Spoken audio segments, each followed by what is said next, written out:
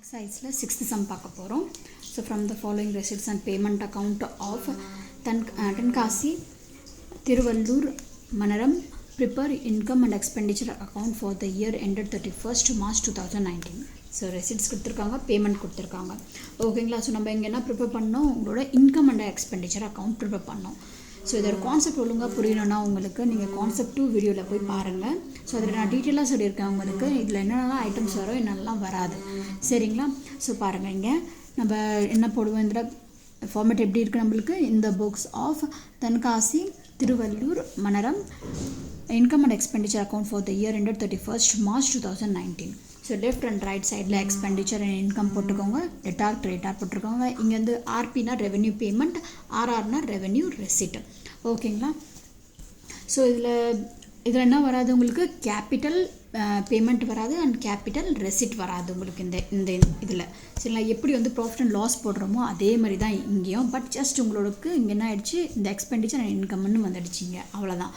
ஓகேங்களா?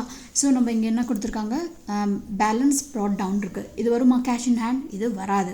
ஓகே, அப்புறம் interest receive இது வந்து வரும் கண்டிப்பாக. ஸோ ரிசீவ் ஆகிருக்கு உங்களுக்கு ஆஸ் எ இன்கமாக வந்திருக்கு, 5000 நீங்கள் எழுதிடுங்க.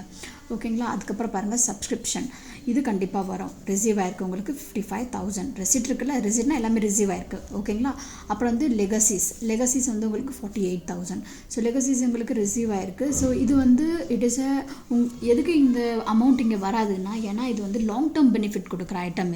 இது என்னது, லாங் டேர்ம் பெனிஃபிட் கொடுக்குற ஐட்டம். அப்போ இது என்ன ஆகிடுச்சு உங்களுக்கு, கேபிட்டல் ரெசிட் ஆகிடுச்சு. அப்போ இது நம்ம வராது இங்கே.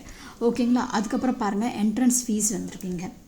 ஸோ என்ட்ரன்ஸ் ஃபீஸ் வந்து உங்களுக்கு ரிசீவ் ஆகிருக்கு 7,000.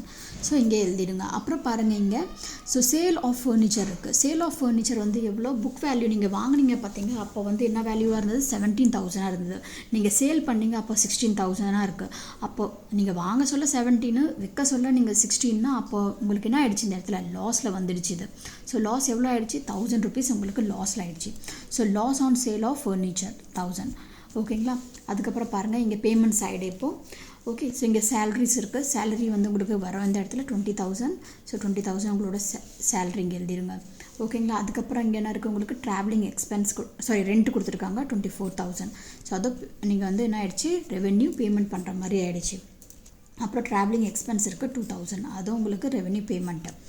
ஓகே, அதுக்கப்புறம் உங்களுக்கு பிரிண்டிங் அண்ட் ஸ்டேஷ்னரி, அதுவும் ரெவென்யூ பேமெண்ட் இது 6,000. அப்புறம் வந்து இன்வெஸ்ட்மெண்ட் வந்து ஒரு கேபிட்டல் பேமெண்ட் மாதிரி இது. ஸோ இது வராது உங்களுக்கு.